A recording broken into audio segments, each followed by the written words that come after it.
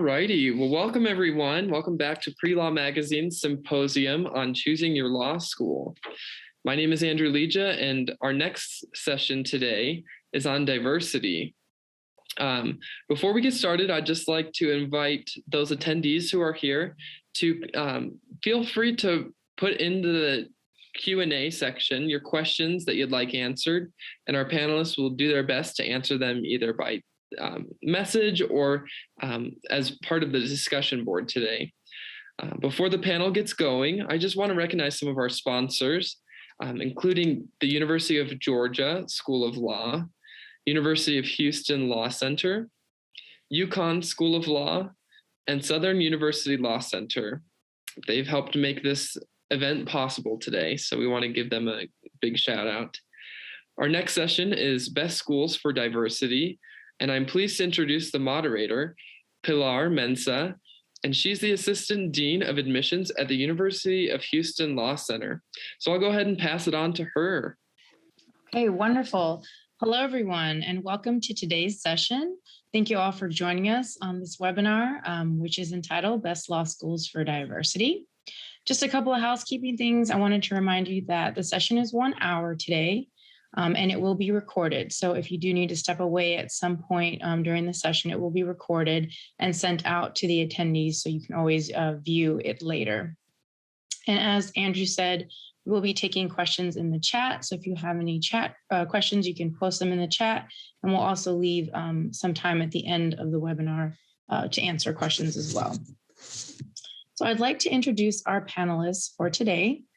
We have Camille Nelson, who is the Dean and Professor of Law at University of Hawaii at Manoa, William S. Richardson School of Law. Dean Renee Hutchins, Dean and Raw Chair of Public Interest Law, University of the District of Columbia, David A. Clark School of Law. John Pierre, Chancellor for Southern University Law Center, as well as Deidre Keller, who is Dean of Florida Agriculture and Mechanical University College of Law. I will go ahead and get right into the different topics for today because this hour will go by quickly. The first question is regarding diverse environments. For our pre-law students who are considering where they'll be attending law school, what would you say about attending a richly diverse law school? Is it different or better than attending one that is not? Anyone who wants to jump in can go ahead. So hi, everyone, and welcome. Thank you for joining us for today's session on a topic that I think is exceedingly important as the Dean of an HBCU law school. So the question is an odd question to me because it's a bit like asking, is it more important to go to a school where you are going to learn about all of the law or just some of the law? Or is it more important to go to a school where you are going to just get doctrinal classes or doctrinal classes and clinical stuff? So of course, it is much better to go to a diverse law school than to go to a non-diverse law school. We live in a diverse world.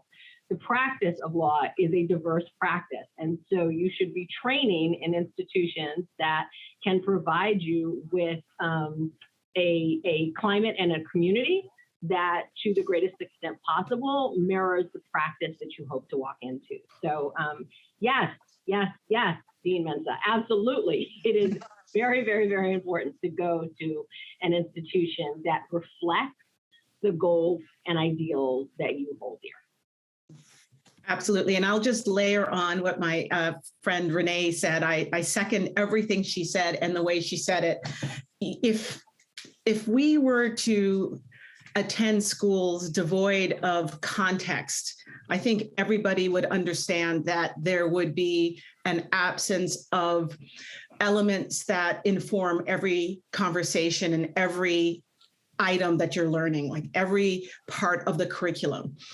So when we talk about diversity and when we talk about inclusion and equity, we're really talking about making sure that law is situated in the context in which it lives and breathes and frankly dies, and where it struggles and where it heals. So I think to do otherwise really divorces your education from what breathes life into the law, for good or for bad, right? So I think it's really important for people to understand that it's not window dressing. It is integral to the study of law and to one's professional formation if one is going to be an informed practitioner, but also an informed citizen. So that's all I'll say about that. But yes to what Renee said. And I'll add on here that, when students who are thinking about law school and thinking about FAMU or an HBCU ask this question of my students, what they always say is, at a diverse law school, you find your community, right? You're sort of built into a law school that is diverse across all kinds of lines, is an easy sort of home for anyone who is themselves diverse, right? So the College of Law here at FAMU is about 47% Black and 30% white and 30% Hispanic, right? And so we reflect the diversity of our surrounding community. And what that means is we have a very robust BALSA, very robust HALSA, Women's Law Caucus, right? Our students' experience here is informed by those diverse identities, and they nurture each other within those communities. So I think that's an important aspect of attending a diverse law school as well. I'll add one final thing. My colleagues really hit it right on the head. But I will also talk about comfort level where you feel that your voice is heard and valued. I also think that the value that comes with diverse law school attendance is that there are opportunities that you get exposed to that you just can't get exposed to anywhere else. And those opportunities really make you feel like you're a valued participant in all processes that are important. Can I add just one more thing, Pilar? And because I know we have a lot of students on the call, or future law students on the call. Right. And one of the things that I really think also that we want to highlight, so yes, co-signed to everything that all my co-deans have said, but also law school is an opportunity for you to expand your mind. It's an opportunity for you to think about thinking differently and learn new ways of analyzing issues and problems. And those conversations become so much richer when you have a multitude of voices in the classroom. And so law school really is, in very, very important ways, an opportunity for you to define a different way of being yourself and viewing the world. And when we speak in silos, when we are only talking to other people who agree with us or talking to people who look like us, we don't create the most robust arguments. And we are not always able to defend our positions in the most cogent ways. And so having a community of people that views the world in all sorts of different ways that may or may not align with your worldview makes you a better, stronger advocate on the back end of this 3 or 4 year professional experience that you're about to embark upon. We do have a relevant question that came through in the chat. The question is, if a law school is majority persons of color, how do we gain the experience of transitioning to big law or other industries that do not reflect this culture? Well, Yeah, and I was going to go, please, John, go ahead. No, well, I was going to try to take that one on. So one of the things that we are finding, at least at our law center in Louisiana, is that big law, those firms are trying to bring diversity to those firms, will go to the places where diversity is, and they provide kind of those rich mentoring and enhancement opportunities so that the transition is not difficult. What I find most importantly for our students is that a lot of our students who come to the Southern University Law Center actually come from schools that did not have the diversity they find at the Southern University Law Center. And that I think that probably is true at FAMU, at UDC as an HBCU law school. And so they already have some of those opportunities expanded that they just wouldn't have because it's a different perspective. And firms want people to walk in with different ideas and different perspectives. I think that's the real value. So I think it's an enhancement opportunity that I see reflected in the fact that what our students are learning here at the Law Center and in those mentoring opportunities with Big Law. But also Big Law is not the only market that students get into, and the ability to find a creative career and a very satisfying career is not lies solely in Big Law. I think that's one of the big problems that we have in law school and legal education is that we feel dominated by the idea that Big Law is all there is to it, and Big Law represents only a small percentage of legal careers for our graduates and our alums. Camille, were you going to jump in? Because if not, I was going to. Yeah, I just want to layer on that. I think also, you know, one of the things that law schools pride ourselves in is enhancing one's critical thinking. So one of the things that no doubt students experience, I certainly experience, is, you know, you read the case at home or in the library or somewhere, and you think you have a certain definite view, right? You get this case, you have strong views about it, then you get to class and you hear like 30 different takes on the thing that you were absolutely certain about, that there was only one way to think about it.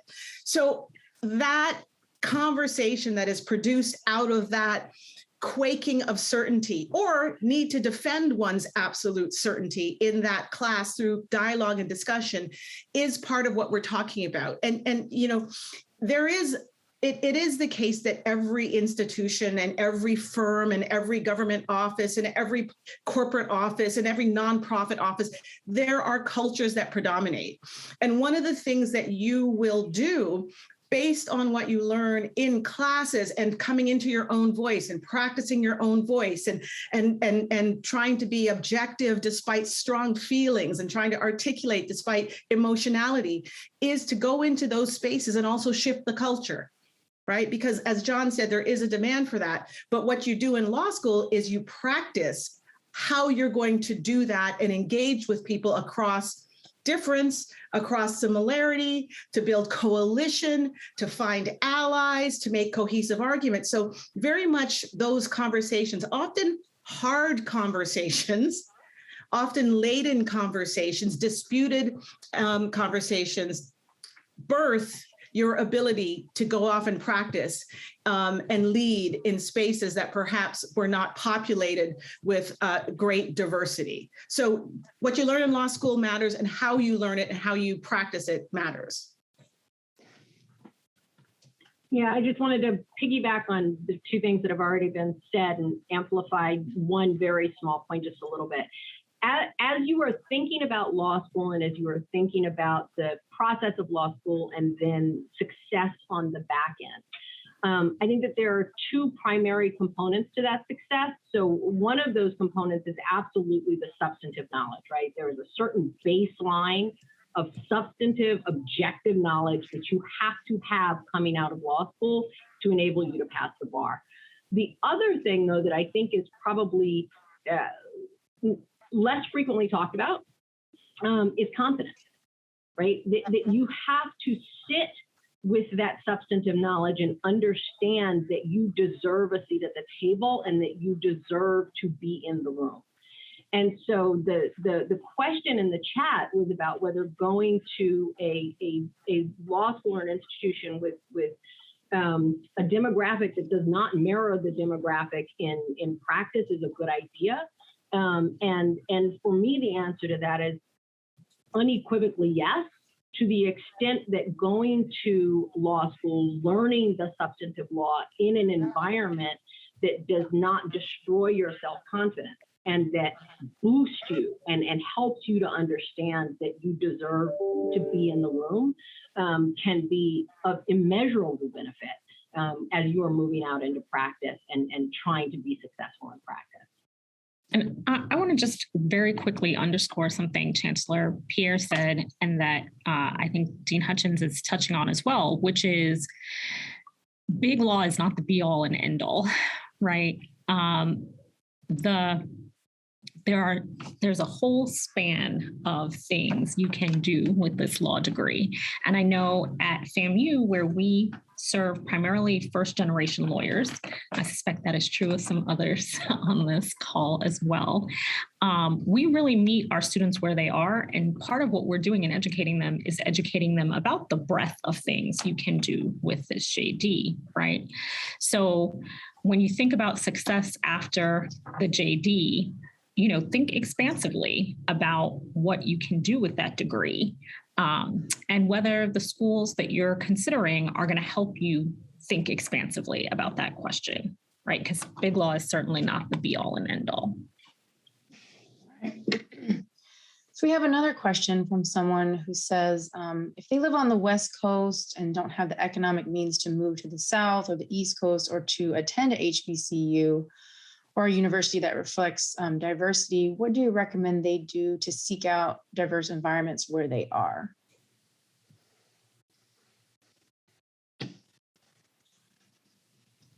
Well, I'll start with this proposition.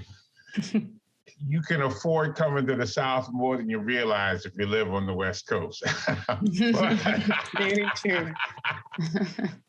but there are law schools on the West Coast that really reflect high in diversity.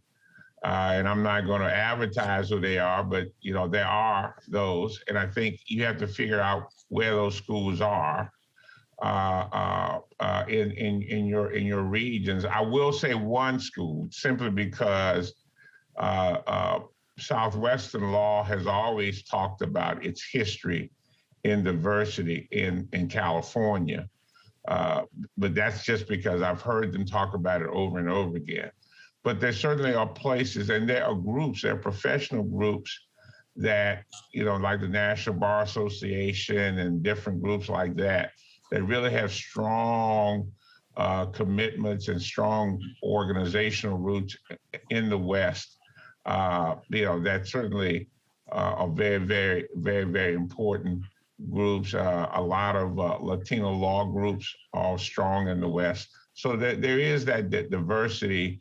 And one thing I want to very much let everyone know is that HBCUs, most of them have a strong Latino and Asian student population also. That's one of the big misconceptions about law schools. If you look at law schools across the country, HBCUs have probably some of the most diverse student body populations in the whole country, irrespective of where they're located.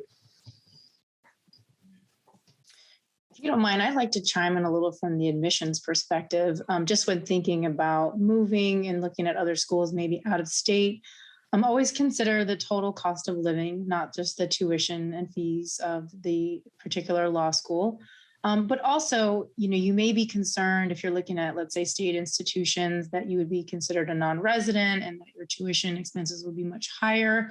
I still say that you should consider these schools and apply if you're really interested, because you may be surprised at the financial aid package they may offer, scholarships they may offer. There may be waivers for that non-resident tuition rate. So you just don't know until you complete that application, are admitted, and see what financial opportunities they're offering for you. It may end up being that going somewhere out of state is actually more cost effective than staying where you are. So casting that broad net is, I think, really important. If anyone doesn't have anything, I'm going to move on to the next question. I'm going to paraphrase a little bit because I'm not quite sure what they're asking. But it says, I found that many programs to recruit students of color, especially Black students, orbit around pursuing careers in public interest or social justice. How do we get law schools to honor that? Although students of color support and engage these movements, there are a myriad of paths that we want to pursue, and we still want the financial and academic support. So I think what they're saying is even if they want to do something other than the public interest of social justice, how can they receive support from their law schools? I'm going to jump on this because I think this is a really great question. Renee's nodding because she's heard me go off on this in other contexts. There was like a big pre-law event at Columbia a couple of years ago. And look, the reality is that, first of all, social justice conversations need to be had in every single area of practice and every single area of our life, nationally and internationally. So whether that's land use and real estate, IP, we've seen health law, tech and justice, I mean, regulation, legislation, you name it. And I think there is a conversation to be had. Additionally, students of color often have disparate financial aid burdens.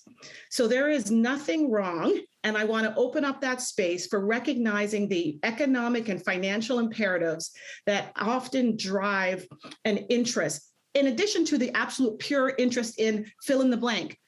Bankruptcy law. I discovered in law school that I was fascinated by tax law. How would I have known? I didn't take it in undergrad. So allow yourselves, one, to do good and do well if that's what motivates you. So I think it's really important that law schools agree that there is the diversity amongst us also will lead to a diversity of interest in lots of practice areas. And you are needed in each and every one of them, including those yet to be articulated and yet to be defined, because our world is changing so rapidly. So when I was in law school, I mean, we weren't talking about social media and the law, right? We weren't talking about AI and the law. So what's next in your generation? You need to be there too. And I'll shut up because I feel very strongly about this, but yes to that question. And we will continue to do what we can to make sure that your voices are heard everywhere and that we work to open up spaces for all of our students in all of these burgeoning areas and traditional areas. I could not agree with Dean Nelson more. And, I tell people my plan, sort of the reason I'm here at FAMU is because I think it's important to have lawyers who care about social justice and racial justice in every room that matters. Everyone, right? And so one of the things that we did pretty early on as I got here is we started an economic justice initiative. And the whole reason for it is to do exactly what Dean Nelson just said, do good and do well. Right. And so there really wasn't a place in the college where our students could get corporate experiences, right? Experiences that are going to prepare you to do a transactional practice. And so this economic justice initiative gives those students that opportunity, and it serves our surrounding community and aids in the economic development of our surrounding community.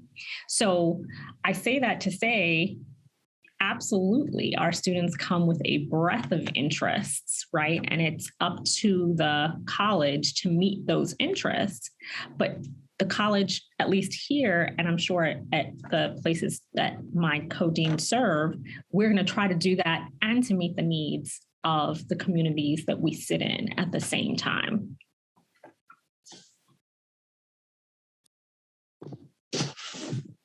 All right, another question from the chat. As students are considering different law schools, what are the pressing questions students of color should ask, given your experience of what your students have shown that they need? So I think on the question of diversity, you should be taking a look at what the faculty look like, and you should be taking a look at what the student body looks like in terms of demographic. I also think that as you are thinking about law schools, you want to think about the program of legal education that is being offered. And so if there is a particular area of the law that you absolutely know you want to go into, you want to at least go to a school that either has that particular focus or that sits in a region that would allow you to do fellowships and internships that you can garner some training in that space. I also think, and I say this both because before I had on the dean hat and had on a faculty hat, because I'm now sitting as the dean at a school with a strong program. So I was a clinician before I became a dean. And for students who are on the call and have no idea what that means, you learn about the law in two different ways in law school. So you learn about the law in doctrinal classes, and you learn about the law in clinics. And clinics offer you an opportunity to step into the shoes of a lawyer and work on actual cases under the supervision of very experienced faculty members who are also licensed attorneys. And so as you are thinking about law school and thinking about, where do I want to go and what should I be looking at? What should I be focused on? I think you also want to focus very clearly on the clinical law programs at those schools, right? Because that is a very powerful way of learning how to be a lawyer. So here at UDC, we take that very seriously. We have the number 6 in the country ranked clinical program because we understand how important it is to give students that kind of practical training. And so I think you want to be asking all of those questions, not just about the demographics of the faculty and the students, but also about what is the diversity of the legal program, the program of legal education that's being offered. I'd like to add that another important point is how much is really resource for academic support programs to help you transition into law school. Because there is a big difference between an undergraduate experience and law school. And no matter how well prepared you think you are, having the ability to have a bridge to get there so that you don't suffer from what I call shock when you first arrive, I think is extremely important. And you're beginning to see that happening at more and more schools who realize that in order to help students be successful, and especially if we want to create the diversity that we believe should exist, that one of the things we have to do is we have to have students understand the culture of law school, and having those transitional programs are extremely important because then those students are likely to be more successful when they get to law school, and that just helps them navigate the process of legal education much better. Does anyone have anything to add? One other thing I just thought of,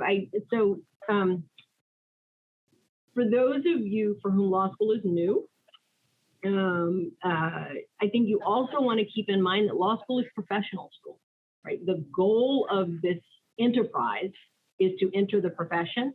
And so I think you also want to ask about where graduates of the institution are working, and how many of the graduates of the institution are working and using their law degrees in the ways in which they intended to use their law degrees. It's a really important question. You don't want to go to a school where, the graduates have dismal employment rates or aren't using their JDs. So ask those questions too. Mm-hmm. Absolutely. And I know we do get questions like that in the admissions office.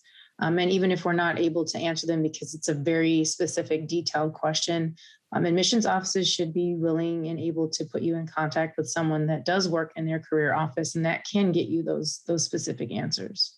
Right. The thing that I'll add is this is actually kind of a very personal question, right? And the comments by Chancellor Pierre and Dean Hutchins underscore that, right? Because some of this is about who you want to be as a lawyer, right? Some of it's about fit.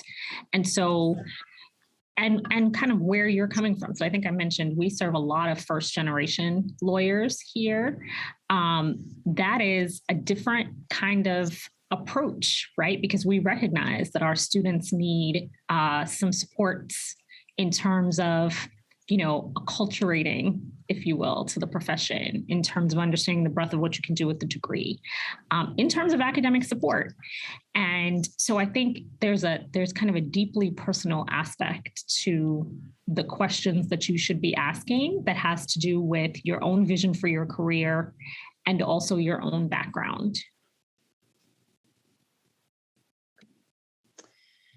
And I think if you can visit law schools, that will really help you to get an idea of what the student body looks like and what it feels like to be in that environment. I think there's a lot to be said with what you feel with your gut And also, if you can't visit, again, those admissions offices should be able to put you in contact with people to help answer these questions. Students that look like you, they should be able to pair you with current students that you can ask, what has been your experience? How do you feel? Are you welcome? Are you supported? All of that can go a long way too. I'm going to move on to the next question because we're already halfway through our session and we're only still on the first question.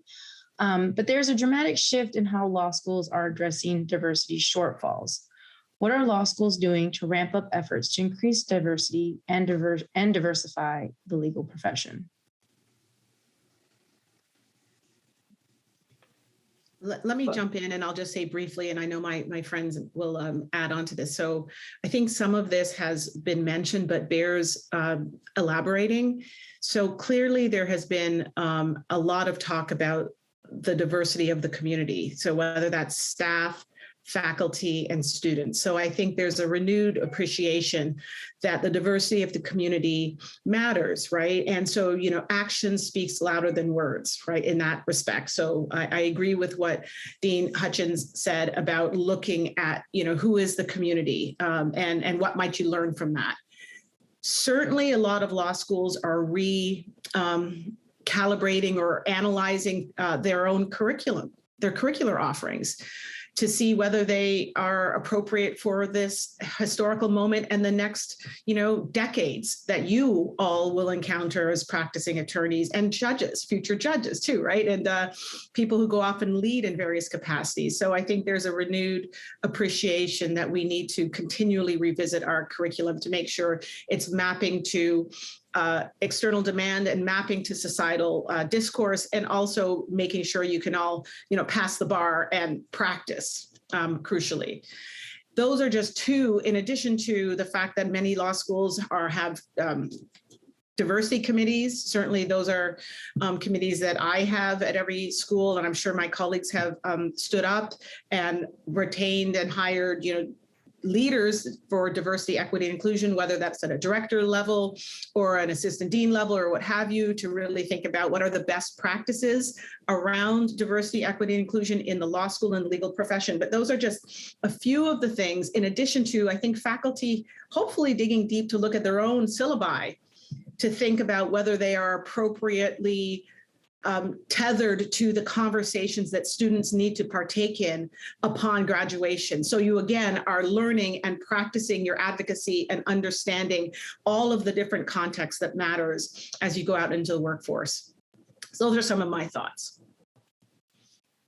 I think another thing that we're doing as a profession is we're taking a hard look at the barriers to entry that we have, that sort of traditional barriers to entry that we have adopted.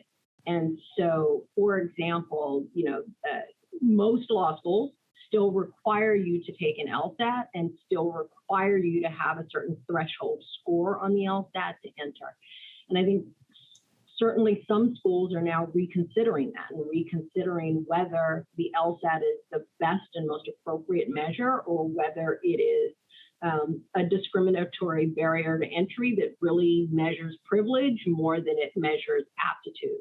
And so I know that here at UDC, I know at Southern they have one. I'm not sure if at Hawaii or at FAM they do, but we have an LSAT Increase program. And if we have students who all of their other metrics look good, they otherwise look like they would be solid candidates for entry into our 1L class, but their LSAT is not quite high enough to give us confidence that they will be successful in the journey through law school.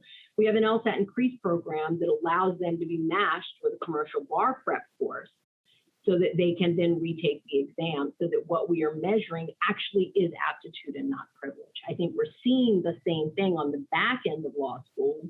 Another gatekeeper to entry into the profession is the bar exam. And on the back end, we are seeing rethinking about the bar exam and rethinking about the way that students are preparing themselves for the exam. So one of the things that we did, because we wanted to make sure, again, that our students were not being prohibited because of a lack of privilege, at UDC, we pay for every graduate to take a commercial bar study course. We want to make sure that they are capable to get over that last final hurdle in this profession. And I don't think that's unique to us. I think that lots and lots and lots of schools are engaging in the same sorts of programs and processes.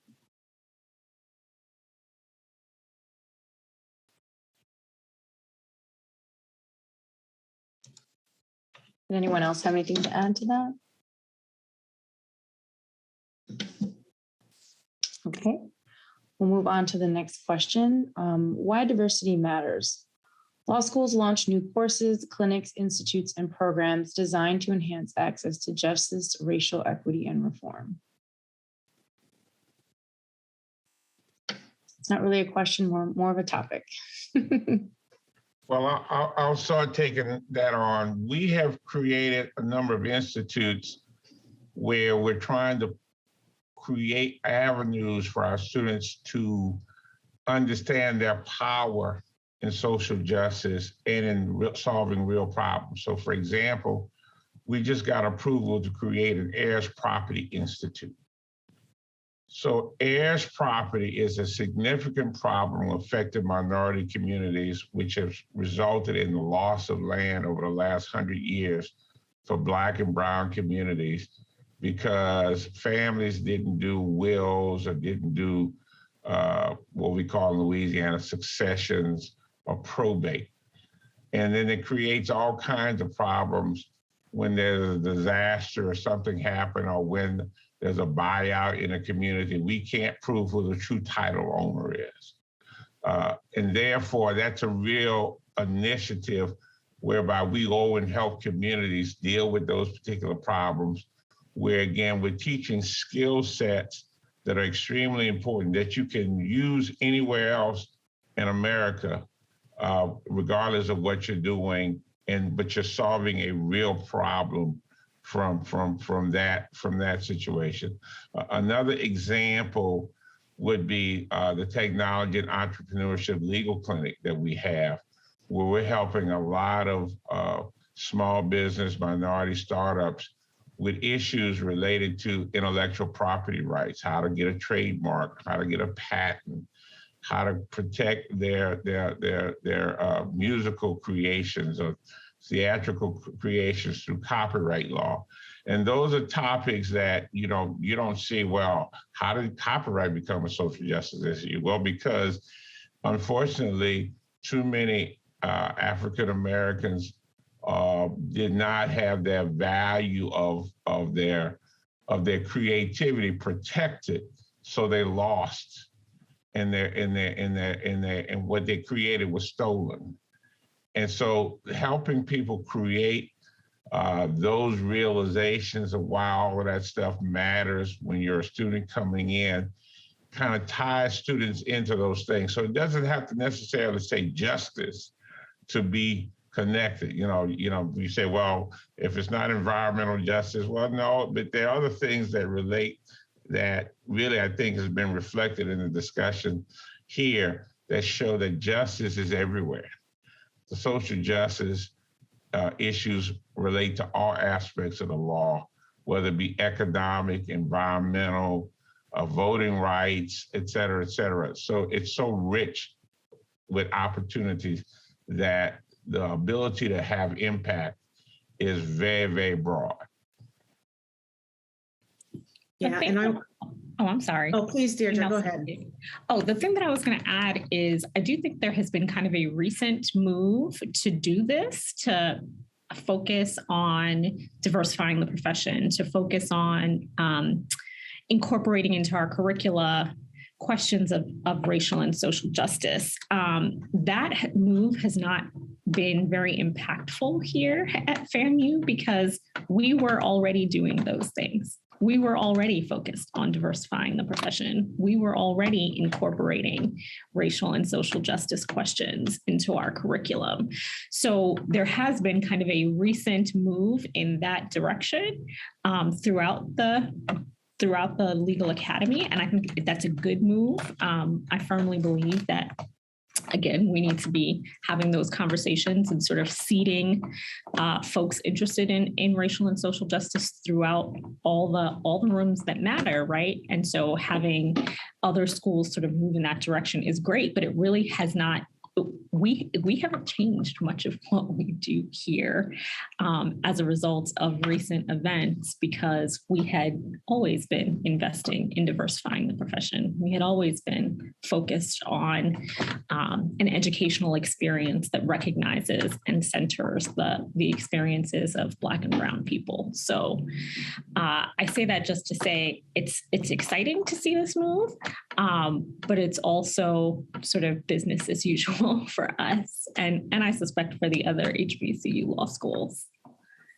And I think, Dean Keller's point is a good one and goes to a question that was asked previously about big firm practice and moving into spaces perhaps where people of color are underrepresented, and women certainly, and sexual minorities, because it speaks to the power of diversity. I think some of this move and what we're seeing in the legal academy is because more women and people of color have become higher ed leaders, frankly, and have been more in greater conversation with accreditors and other organizations that impact and shape legal education. So again, to the earlier question, why it matters that, people who care about justice and who care about how society is evolving are in every space. I think this little sliver of higher ed is demonstrative of how diversity has mattered.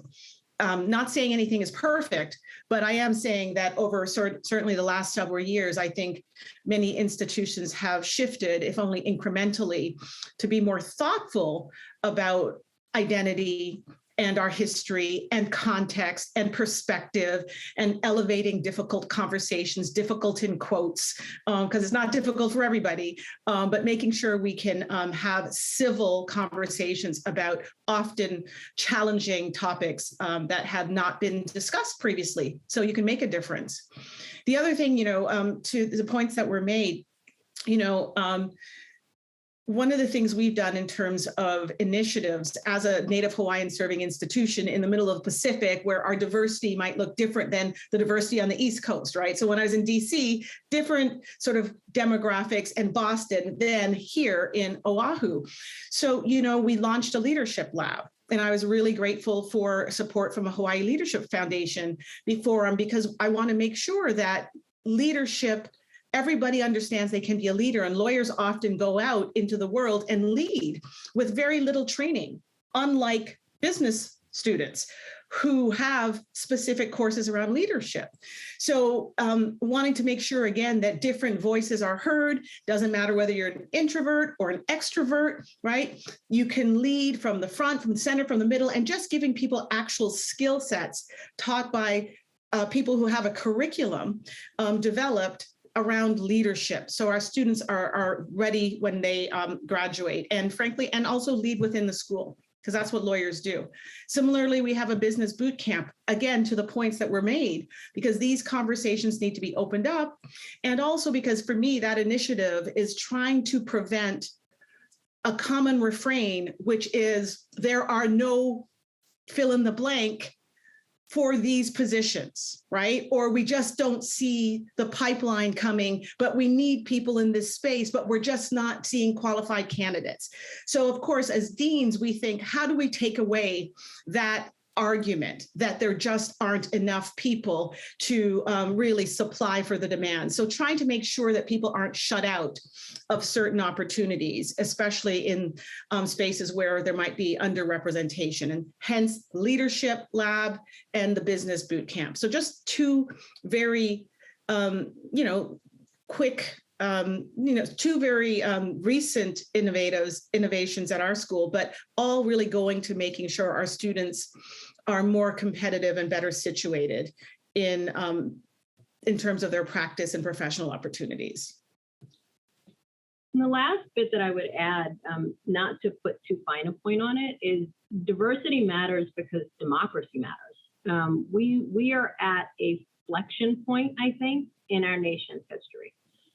where we are increasingly seeing attacks on facts. We are increasingly seeing attacks on adherence to the rule of law. And as leaders of institutions that are supposed to be training up the next generation of lawyers, people who at the core of the profession is reverence for the Constitution and reverence for the rule of law. If we continue down the path of siloing and speaking in echo chambers and not respecting the diversity that is the fabric of what this nation is at its best, we will continue to see an erosion of democracy. And so diversity matters if you love this country, and diversity matters if you love American democracy, because it does not survive without it, is my view.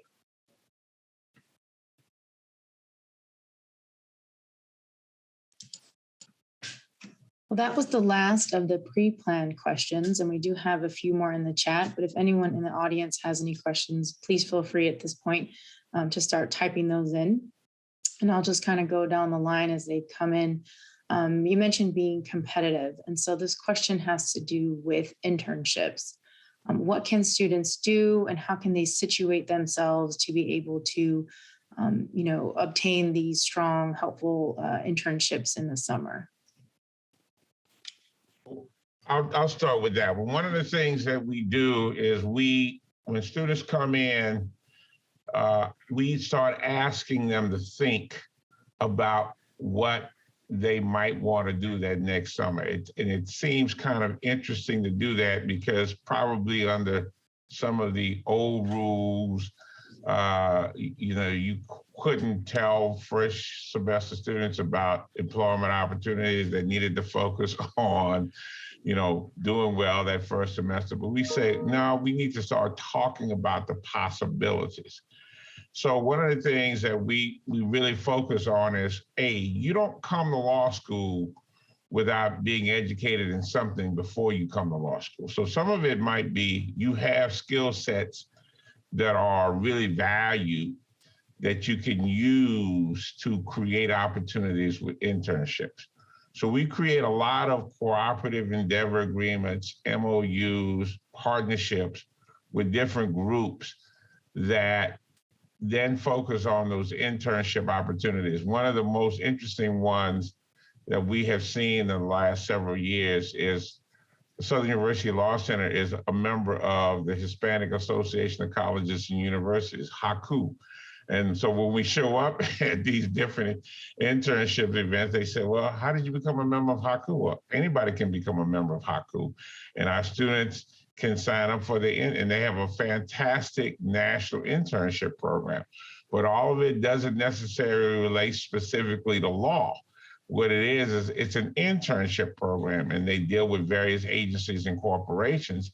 And what they have found is that when they do that, if you come in with your legal education and you had a background, let's just say in business or in engineering or even in media, for example, we find a lot of those that resonates with somebody, and those opportunities are created in various places and spaces.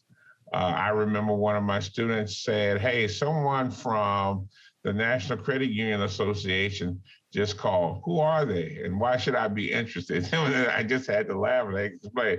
Well, if you watch how your money goes, the National Credit Union Association, you think about banks. Well, a lot of people have their money in credit unions. So you have to kind of explain this to students who have this idea that, you watch Perry Mason and that's what lawyers do and so forth and so on. And lawyers do a lot less of that than they do other things that relate to those kind of opportunities. So that's really critical, is to start having people think about that and using the skill sets they already bring into law school to help create opportunities.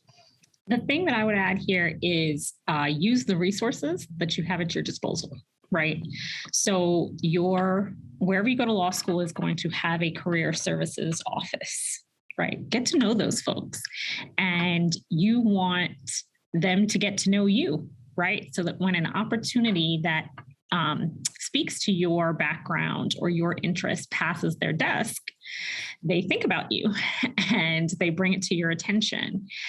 So I know when I was in law school, it didn't occur to me how valuable the career services office really could be, not just to review your resume and help you make sure that it's in line with the legal market. They can do that too.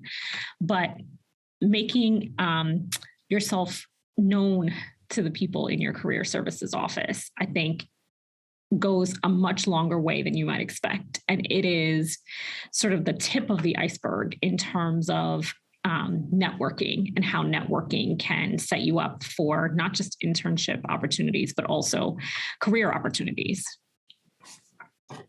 I agree with everything that has been said, and I just wanted to add one additional point. And this circles back to the earlier question about what questions should you be asking.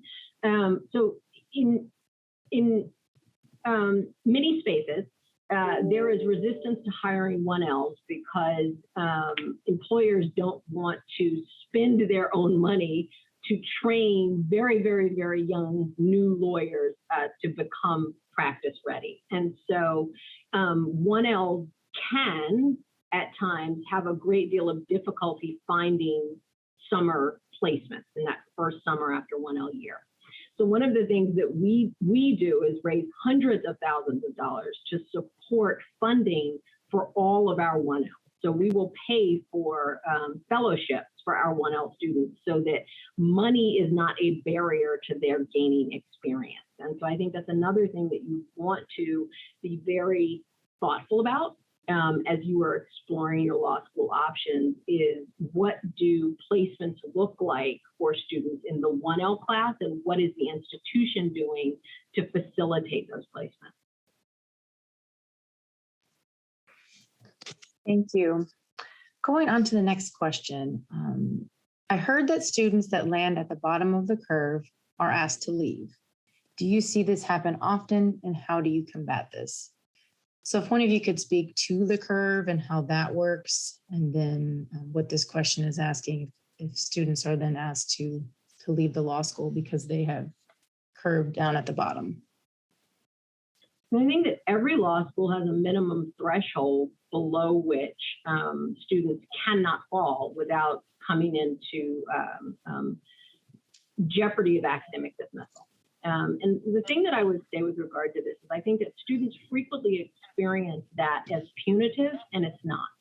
The goal is to ensure that students are not racking up crushing debt if it does not appear that they are well suited for success in law school. And so it would make very little sense for any school in the country, and I mean any school in the country, to continue to take money from a student who is not performing above some minimal threshold, right? And so at UDC, we have a 2.0 for academic jeopardy and a 185 for academic dismissal. Different schools have different thresholds. They set them at different places, but I really do want students to understand that the placement of those thresholds is about the student benefiting and not just about the institution benefiting, right? We want to make sure that we're setting you up for success. And if we have early indicators that that is not likely to happen, we don't want to keep running up tuition bills. We want to help you find your more appropriate placement in the world and a different way to explore your interest in the law. Yeah, absolutely. What Dean Hutchins said really does relate to consumer protection and the conversation around what makes sense for that student's future, right? Law school everywhere, really cost of attendance, right? Because it's the tuition plus the living expenses, the books, et cetera, it's expensive. And so the conversation has evolved around consumer protection and how do universities and law schools in particular, or standalone universities, balance the student potential and hard work with the reality that for every term a student stays in school and sort of is not performing perhaps where they need to perform, how long do you keep taking their tuition and, you know, allowing them to rack up debt? Because most students are incurring debt to come to law school. Most people aren't just like writing a check, right? So that's where the conversation is, and that's where the balance is struck. And that's the rationale. The only thing that I will add is that depending on the school, you're talking about somewhere between 5 and 10% of the incoming class. We're not talking about giant numbers of people, and both Dean Hutchins and Dean Nelson have made the really good point that it's not at all a punishment to the student. It is, I always tell students who I have to talk to about having been academically dismissed, that if you find yourself at below that threshold, what that really is indicating to us is that we can't support you to success. We, the College of Law, can't support you to success on the bar and in the profession. And so then at that point, it's almost, an ethical problem to continue to string you along effectively. And so that's really what the dismissal is. It's a recognition of the fact that we can't support you to success on the bar and in the profession. And I think, those are hard conversations. As long as I've been an administrator, I've been having those conversations with dismissed students. And they are hard conversations because, you come to law school with a plan, and that plan is not to not persist, right? It's to get the degree and move on. But that is not, it doesn't happen for everyone. The percentage of people that find themselves in that position is rather small. And, I know here at FAMU, and I'm sure at other places, we are trying to ensure that the earliest indicators, we're recognizing them and putting supports under the students that demonstrate vulnerability. And so there is assistance. Again, I'm going to say, use the resources you have at your disposal. Chancellor Pierre mentioned academic success resources. All of our schools have them. They're there to support you so that you don't end up in that situation.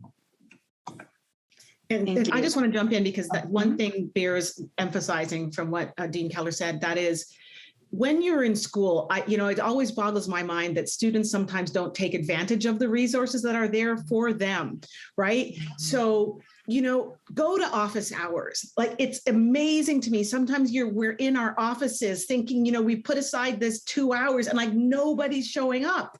And does that mean everybody understands exactly what was covered in the class? No. But take advantage of all of those resources, from office hours to academic success, to bar support and success, to career services, to the librarians, because that all brings it together. When the student gets the grade, it's too late depending on where you are, but you got to from day one, start looking at all of those resources that are there for your success, because I've often found that the students that struggle the most take advantage of the least. It's the students at the top of the curve who are all in the office hours, all in the library, asking the librarians, asking the support specialists, asking everybody to help them do even better. So I want to just underscore that, and recognizing that is something that I think we have to be really, really careful about, knowing when to continue to ask for support, and they're there for you.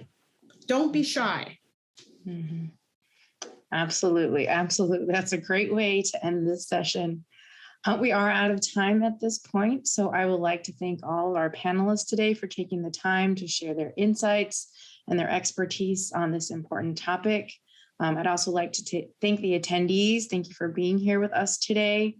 And as I said at the beginning of the session, there will be a follow-up email you'll receive with a recording, as well as, as well as a survey of your experience today and contact information of the different deans that were present here today. so that we can continue to support you as you have questions through your journey. Thank you so much, Pilar, and all of the attendees and our panelists. Thank you so much for your insight on this important topic of diversity. Again, we want to thank more of our sponsors to help make this event possible, including Southern Illinois University School of Law, UConn School of Law, and University of Houston Law Center. We want to take a short break now. It'll be about 15 minutes, and we'll return at 2:45 Eastern Standard Time for our session on Best Law Schools for Innovation. This is a great time to go and visit the law school virtual booths that you can find through your invite link. But again, thank you so much for attending. Thanks very much. Have a great day, everybody. Thank you. Stay well.